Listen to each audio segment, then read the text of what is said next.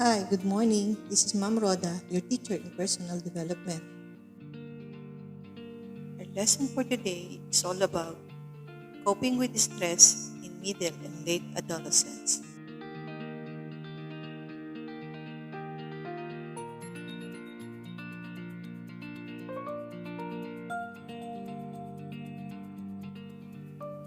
There are two common sources of stress. One is change and two is loss. Common experiences of students include migration, parents separating, breakup with boyfriends or girlfriends, changes in peer group, and death of a grandparent. Reactions to loss are individually different and can vary from many reasons.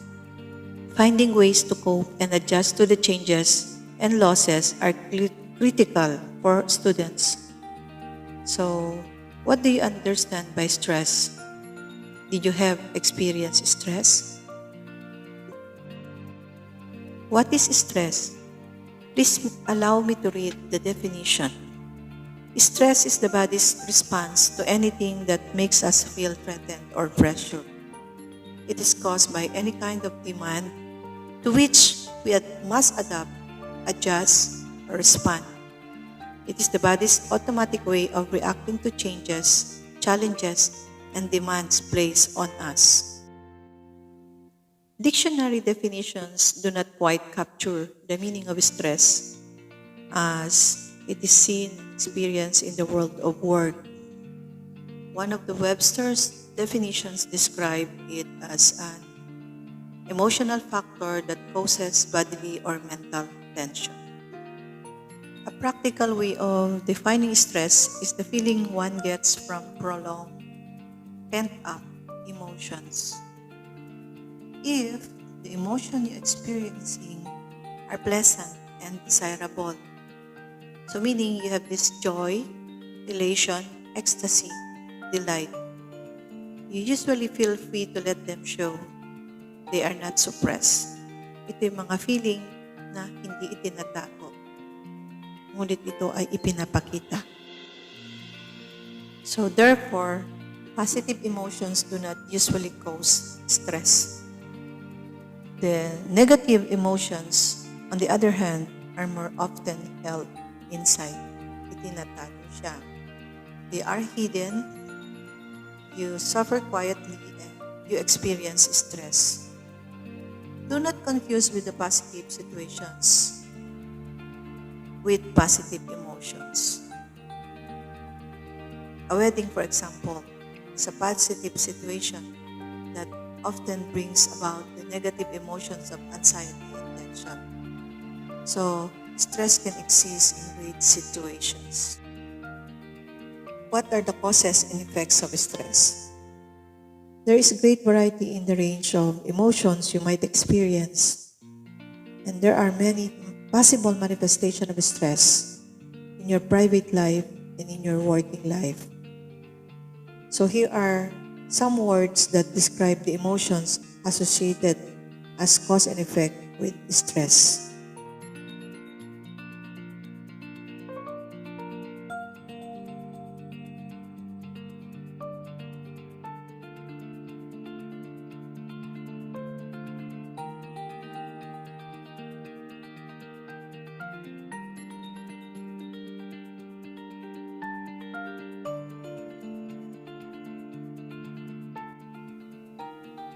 If this stress will be prolonged or hindi mo na handle at na-solve agad, it can be a devastating experience.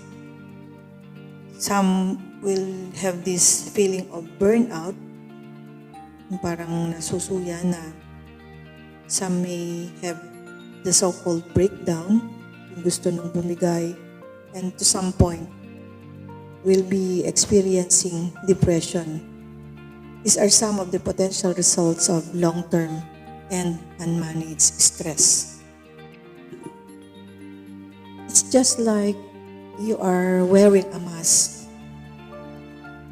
Diba kapag nagmamask ka, you are hiding something, and that could be your stress, which may cause by problems in your personal life and not let them influence your performance on the job.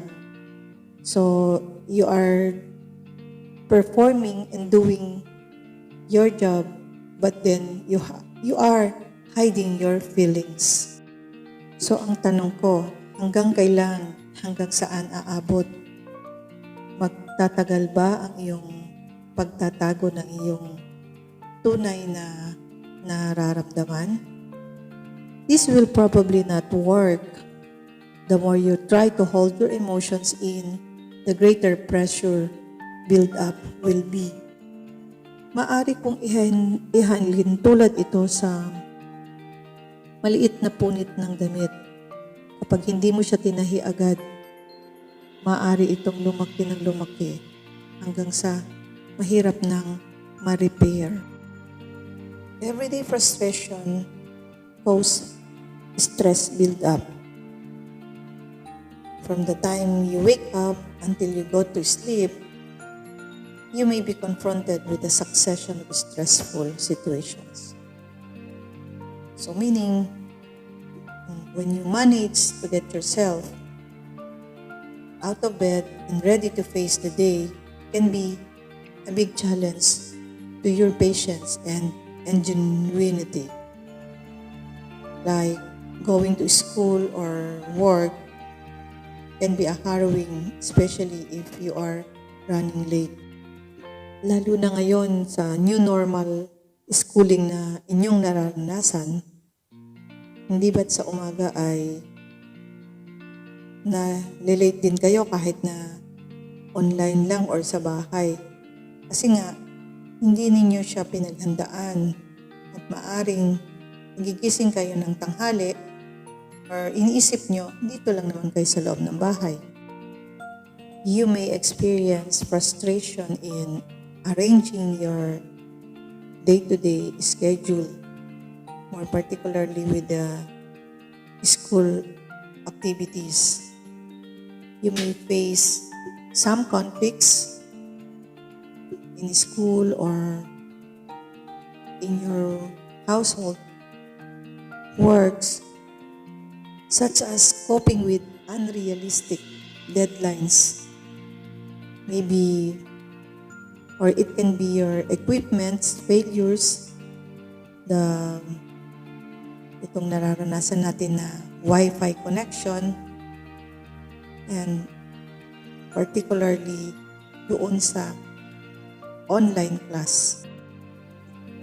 A series of stressful and frustrating experiences throughout the day can cause you to lie awake at night in an emotional turmoil, unable to get needed rest.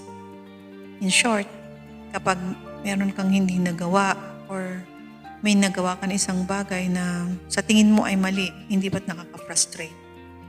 Tapos, sa gabi, kahit na inaantok ka na, hindi mo makuhang matulog dahil nga sa iyong nararanasan o nararamdaman na frustration.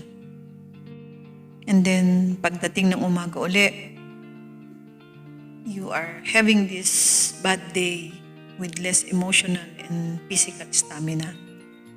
Para bagang ikaw ay nangihina. So after another stressful day and another night without rest, you may have even less emotional strength and stability. So therefore, the stress build up, lalong tumataas ang stress level. If this not be resolved, of course, it will continue day after day. Problems in our personal life can be devastating. Yes, it's true, mahirap ang mabuhay. Lalo na kung punong-puno ng problema. But far more serious and painful circumstances can create long-term stress. More serious stressful circumstances may include separation from loved ones, personal illness, or illness of a loved one. Worse is death of someone you care about, or conflict with your significant others or your loved ones, or it can be your close friend. Other major causes of stress are problems with drug and alcohol abuse. Some may be domestic violence. Other would be the care of children and elderly relatives. Also, we have to consider the chronic mental illness, the injury, the physical handicaps, even moving to a new home. Hindi ba napaka-stressful nun? Kasi new house, new neighbors, new friends. If you've lived in the same place for more than 10 years, di ba, maninibago ka rin, napaka-stressful nun. So the list goes on and on. Idagdag pa natin ang problema sa pera. Managing your personal finances can be another stressful experience. This can be a problem no matter what your income level, but it is especially difficult if you must support a family and then do not earn enough to live comfortably. Another would be the unpaid bills, yung mga hindi mabayarang mga bills. And then the unwise use of credit cards and budget limitations can make life so difficult. A common cause of stress is dealing with life's transition. Transition meaning from changes, from old and new, from the right to the left. This is especially true when a person must cope with too many transitions all at once. For example, Ellen has just completed a program in DVL. She is very eager to start work, to have a new job. But then her mother is very ill and requires some attention. He needs to be cared for. So the situation is this: her father died a few months ago. So Ellen, new job requires that she has to relocate or lumipat doon sa malapit sa kanyang trabaho para yung bahay niya ay malapit sa trabaho, maalagaan niyang kanyang nanay. So the move, yung kanyang paglipat, yung new career, tsaka yung change ng family relationship, dahil namatay nga yung tatay niya, may sakit yung nanay niya, may cause excessive stress for her, isn't it? So there are too many changes that have arrived at the same time. What causes you to lose your cool? We all have certain things or situations or people that cause us to lose our composure from time to time. Yung bagang ikaw yung nawawala na sa iyong sarili. Parang di mo na kinakaya. So you have to determine what causes you to lose your cool. When you begin to identify your stressors, kapag nalaman mo kung ano bang sanhi, you can become skilled at preventing negative consequences. Dapat mong malaman, dapat mong alamin para kapag ikaw ay natuto na, alam mo kung paano maiiwasan ito. The following would be the reasons why you lose your coolness. Would it be, number 1, being late? Would it be too much homework? What about speaking in public? Babysitting? Going to the dentist? arguments with friends, parents fighting, getting detention or grounded ka bilang parusa mo. Can be your job or your task at home. Could it be taking the exams? And so on and so forth. So therefore, we can conclude that stress is the body's response to anything that makes us feel threatened or pressured. So, how do you know that you are stressed? What stress signals do you have that your partner does not have? Pareho ba ang reaction mo sa reaction ng iba? How much stress do you think you are currently under? Alam mo ba kung isa, dalawa o tatlo ang nagbibigay sa iyo ng stress? How are your stress signals different for different types of stressors? What are some ways that you usually remove or reduce the stress that cause your physical, emotional, or behavioral difficulties?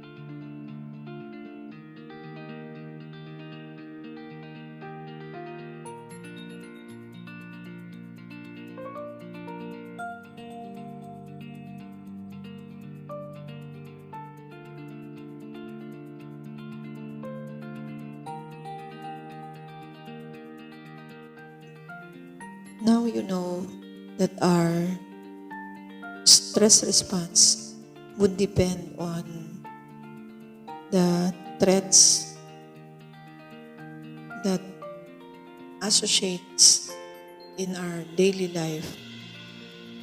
It may be less physical, it can be behavioral, it can be emotional.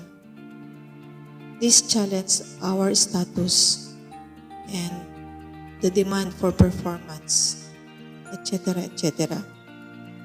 So in addition to giving us a set of changes that may not match our need as well as the stress response can usually or actually cause harm if it leads to a state of chronic stress or prolonged stress. Huwag na nating patagalin ating stress. Dapat if our stress response is triggered or na-alarm na tayo, and at the same time, our body doesn't go back to its normal state via the relaxation response. So, we have to have this so-called resolution, how to handle and cope up with the stress. Now, let's talk about stress management. Stress and change are part of our lives. We all talk about our stress, but we are not always clear about what it is. Diba, we kept on complaining, we kept on blaming, and then we usually tell it to others about our stress, but we are not sure of what is the stressor is. This is because stress comes from both the good and the bad things that is happening to us. If we did not feel any stress, we would not be motivated to do anything. Diba, minsan yung stress, yun ang nagpo-push sa atin para gawin ang isang bagay at para kumilos. Too much stress, however, can negatively impact our mental wellness. It may also put students at greater risk of becoming involved in risk-taking behaviors, most especially senior high school. These students are becoming increasingly more responsible for their own use of time. Often, they are beginning to learn how to manage multiple tasks and expectation. Example, academic work, extracurricular activities, the family, friends, and work. You must know how to prioritize tasks and break them down into manageable one. This is very important for you to learn because this will give you a better and a clearer future for managing stress. Here are the stress management. Please read silently.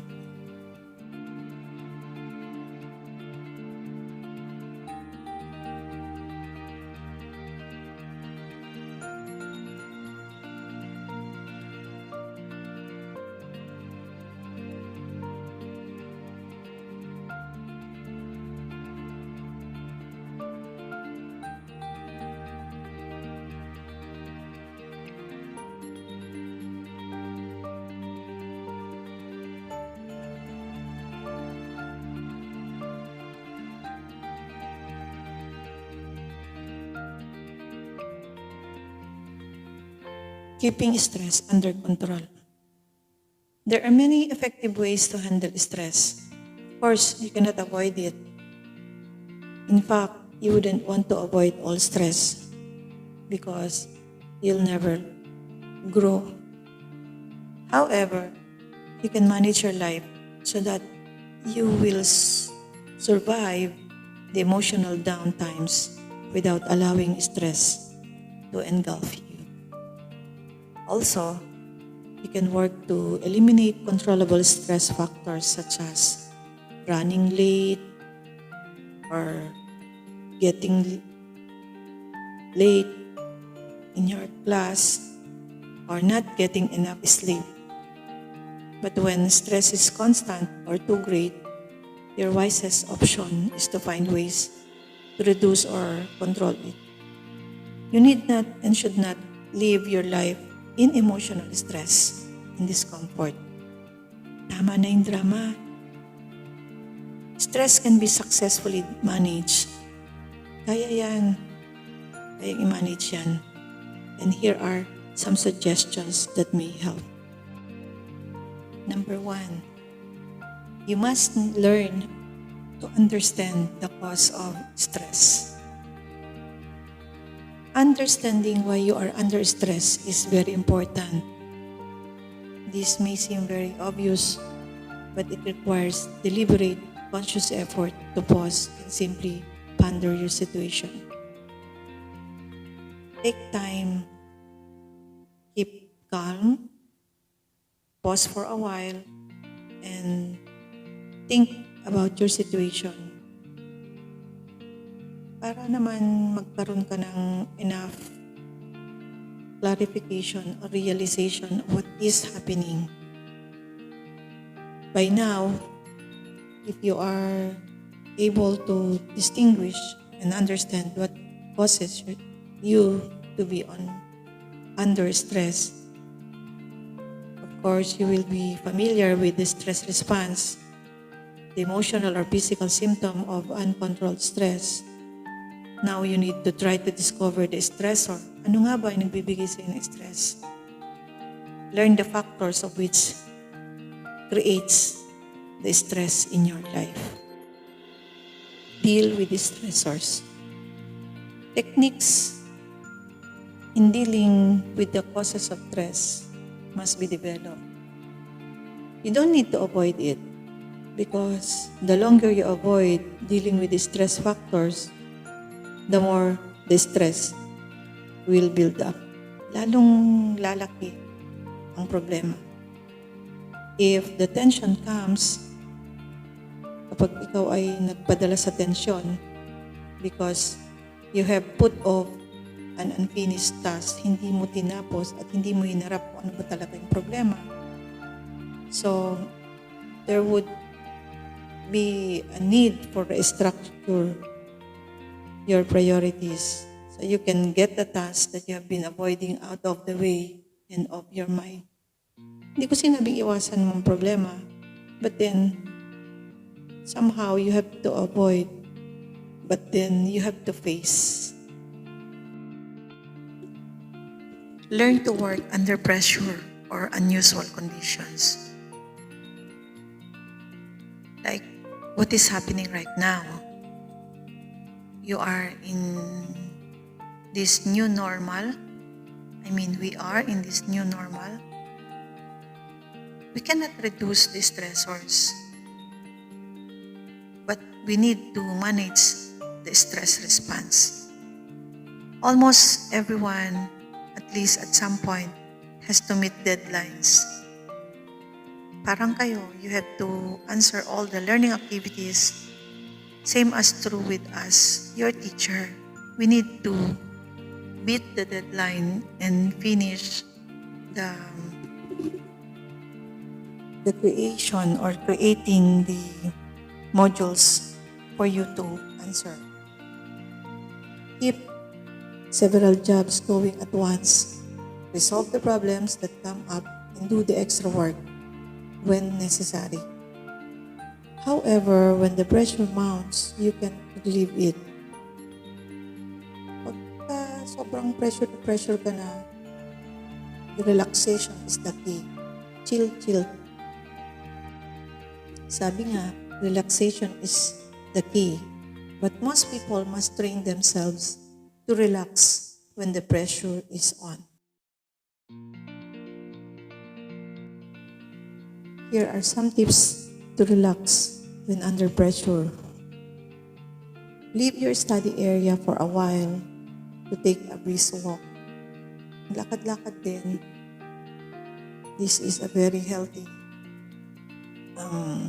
exercise or healthy way of relaxation.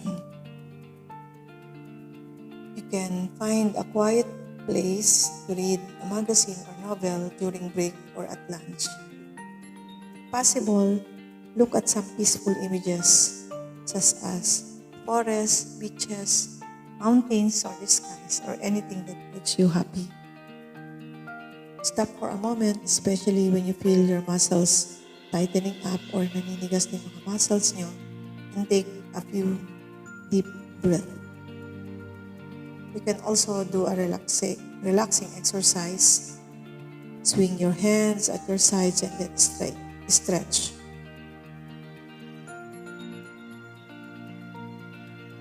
Take a power nap or midlip muna kayo panandalian. Lie down and totally relax for a few minutes. Find time to do the things you enjoy. You can hum and sing. Passive dancing would do. Try these images to initiate a relaxation response. Look up as in you are looking at our Creator. At the same time, you can pray. This would ease and give you peace of mind. Or keep something humorous on hand, such as a book of jokes. Or it can be something that makes you smile or laugh. It can be a memory or memories. Think of good memories of your loved ones. Don't worry, be happy. God loves you. That's all for now, guys. Goodbye. And let me end this lesson with this saying: coping with stress in a healthy way will make you, the people you care about, and your community stronger.